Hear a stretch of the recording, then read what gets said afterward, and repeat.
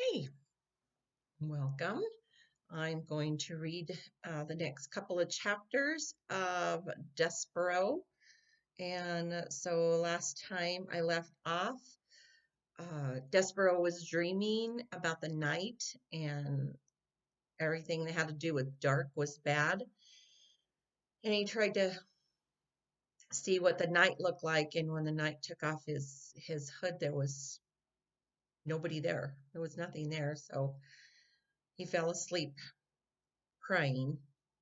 And so, chapter 36, what Mig carried, starts our next chapter. While the mouse slept, Rescuro put his terrible plan into effect. Would you like to hear, reader, how it all unfolded? The story's not a pretty one. There's violence in it and cruelty. But stories that are not pretty have a certain value too, I suppose. Everything you know everything, as you well know, having lived in this world long enough to have figured out a thing or two yourself, cannot always be sweetness and light, which means the author is trying to tell you that sometimes bad things happen, and that's just kind of life. It's not always perfect. Listen, this is how it happened. First, the rat finished, once and for all, the job he had started long ago. He chewed through Gregory's rope, all the way through it, so that the jailer became lost in the maze of the dungeon. Late at night, when the castle was dark, the serving girl, Migriso, climbed the stairs to the princess's room. In her hand she carried a candle, and in the pockets of her apron were two very ominous things. In the right pocket, hidden in a case, hidden in case they should encounter anyone on the stairs, was a rat with a spoon on his head and a cloak of red around his shoulders.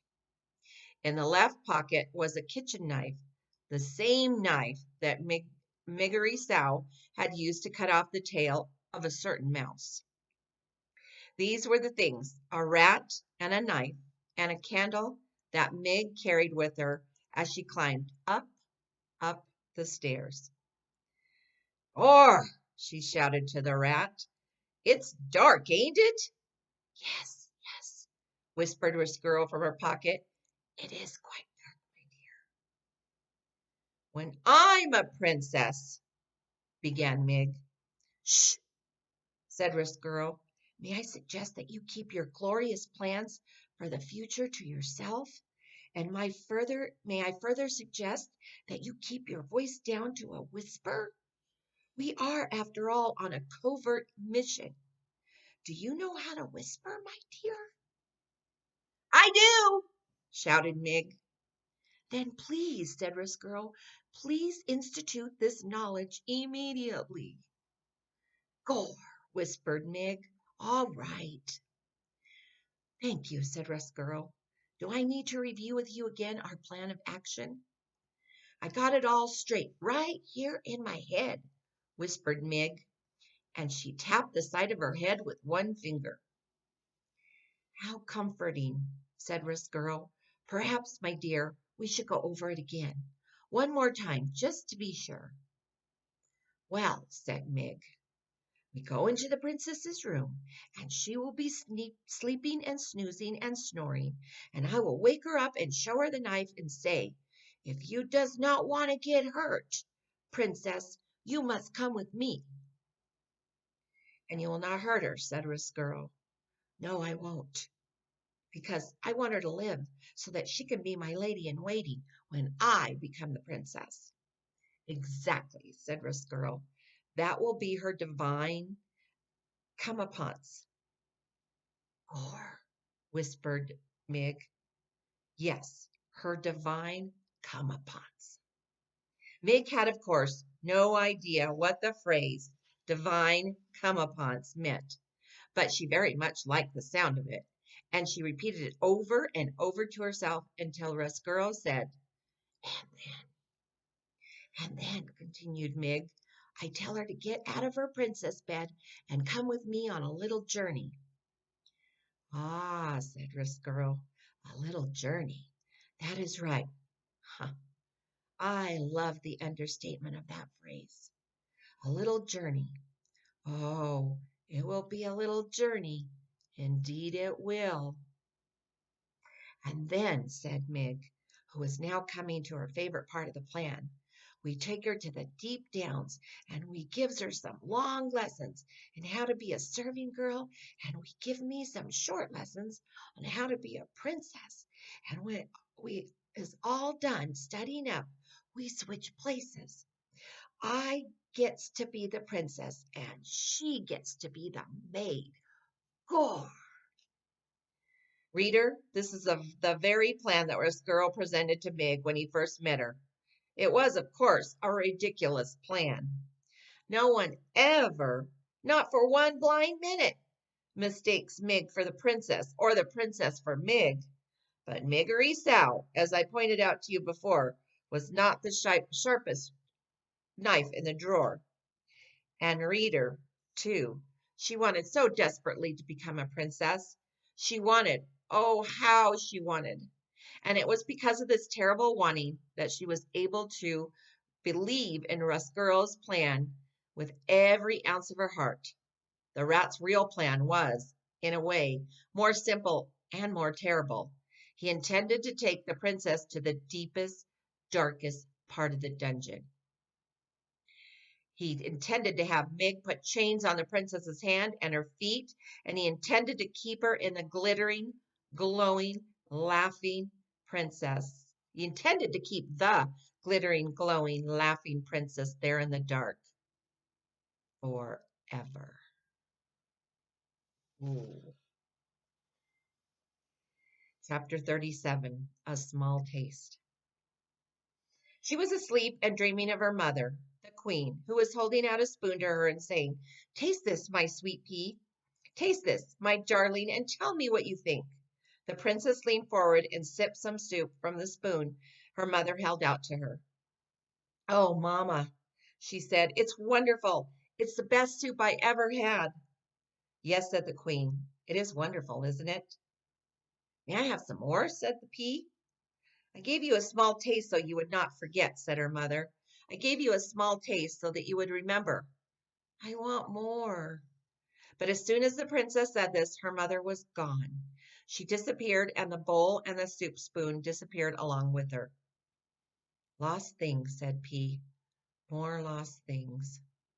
And then she heard her name. She turned, happy, thinking that her mother had come back, but the voice was not her mother's. The voice belonged to somebody else, and it was coming from some place far away, and it was telling her to wake up, wake up. The pea opened her eyes and saw Miggery Sow standing over her bed, a knife in one hand and a candle in the other.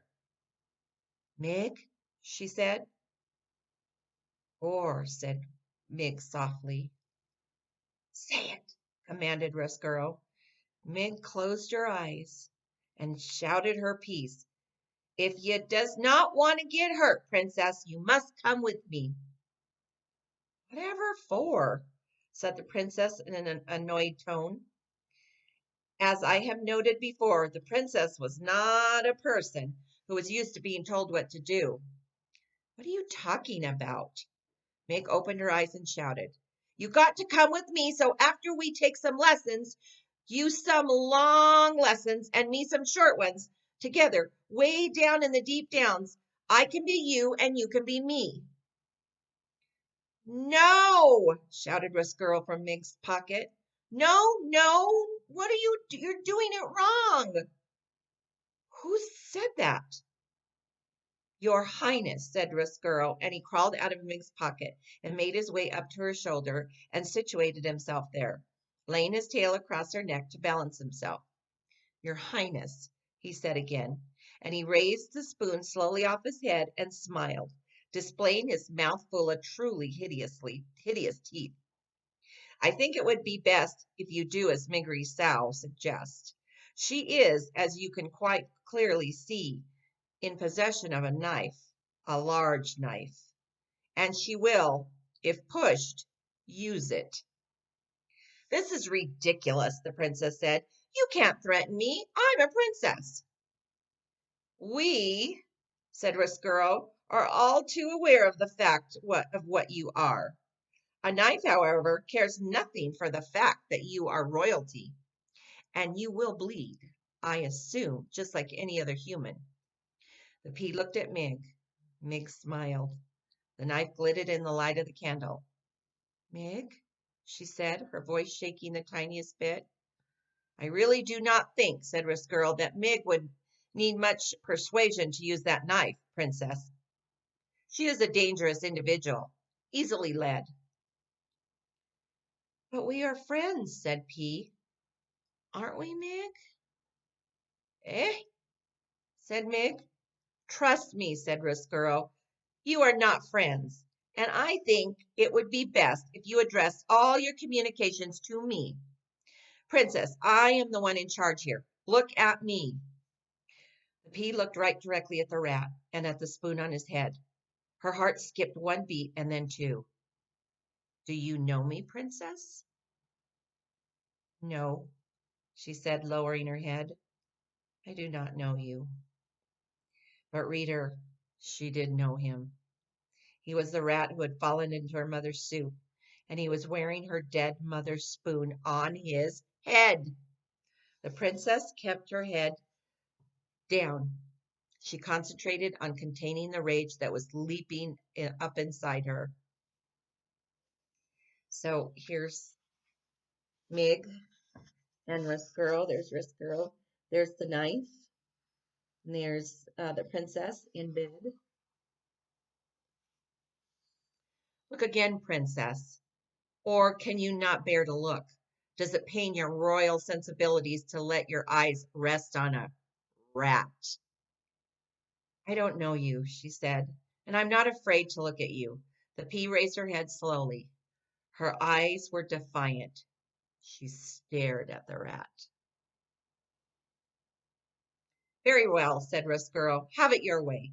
You do not know me. Nonetheless, you must do as I say, as my friend here has a knife. So get out of bed, princess. We are going on a little journey. I would like it if you dressed in your loveliest gown, the one that you were wearing at a banquet not so long ago. And put on your crown, said Mig. Put that on your head, princess. On your princess head. Yes, said Rescuro. Please, princess, do not forget your crown. Move quickly, said Rescuro. We must take our little journey while it is still dark and while the rest of the castle sleeps on. Ignorant, oh, so ignorant, I'm afraid, of your fate. The princess took a gown from her closet. Yes, said Rescuro to himself. That is the one, the very one. Look how it sparkles in the light. Lovely. I will need someone to do my buttons, said the princess as she stepped into the dress. Mig, you must help me. Little princess, said Rescuro, do you think that you can outsmart a rat? Our dear Miggery Sow will not lay down her knife, not even for a moment. Will you, Miggery Sow? Because that might ruin your chances of becoming a princess. Isn't that right? Gore, said Mig, that's right. And so while Mig held the knife pointed in the direction of the princess, the pea sat and let the rat crawl over her back, doing her buttons up for her one by one. The princess held very still. The only movement she allowed herself was this. She licked her lips over and over again because she thought that she could taste there the sweet saltiness of the soup that her mother had fed her in her dream. I have not forgotten, Mamma, she whispered. I have not forgotten you. I have not forgotten soup. Whoa. We'll have to see what's going to happen here. We'll stop the next chapter 38 to the dungeon. We'll see what happens next time, boys and girls. All right. Have a good afternoon, evening, morning, whenever you're watching this. Love you. Mwah.